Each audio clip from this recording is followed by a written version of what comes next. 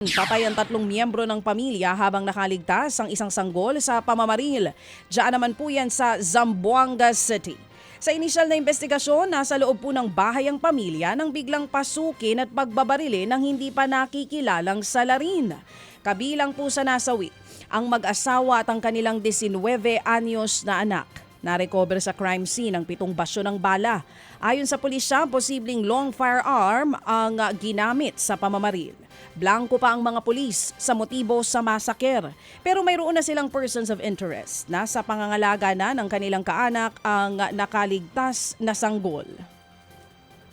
Sinabuyan naman po ng asido ang magkasintahang sakay ng motorsiklo sa Cagayan de Oro City. Sa kuha ng CCTV, kita ang pagsaboy ng riding in tandem ng asido sa mga biktima.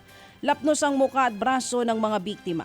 Sa backtracking ng PNP, kalalabas lang galing duty alas 11 ng gabi kagabi sa ospital ang isa sa mga biktima at sumakay sa motorsiklo ng kanyang live-in partner. Dito na po sila inabangan ng suspect, sinundan, saka naman sinabuyan ng asido na nakalagay sa isang plastic bottle. Base nga sa investigasyon, nagkaroon na ng sagutan ng biktima at isa sa mga suspect bago pa man mangyari ang pagsaboy. Natukoy na ang suspect at ang kanyang driver. Inihahanda na po ang mga isasampang reklamo sa dalawa.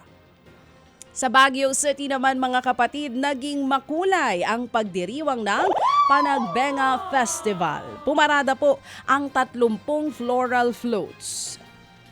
Una sa parada ang float ng LGU ng Baguio na hugis na 2 malaking kabayo. Nakadagdag pa sa saya ang PMA Marching Band na tumugtog ng sikat na hit song sa isang pelikula. Kanya-kanyang gimmick naman ang iba pang floats. Ikinatuwa po yan ng mga nanonood ng parada. May mga bumiyahe pa nga galing sa Maynila para ituloy ang taon-taong panonood ng Floral Parade. Samantala, sarado pa rin po ang Session Road ngayong araw para sa taunang Session Road in Bloom na bahagi pa rin ng ika-30 anibersaryo ng Panagbenga. Mga kapatid, brothers and sisters, saan ka pa? Dito na tayo sa totoo. Dito na tayo sa True FM. Mga kapatid, mag-subscribe and follow po kayo sa social media accounts ng True Network PH. Yan po kami, hanapin nyo lang True Network PH, Facebook, Instagram, YouTube, TikTok, and podcast.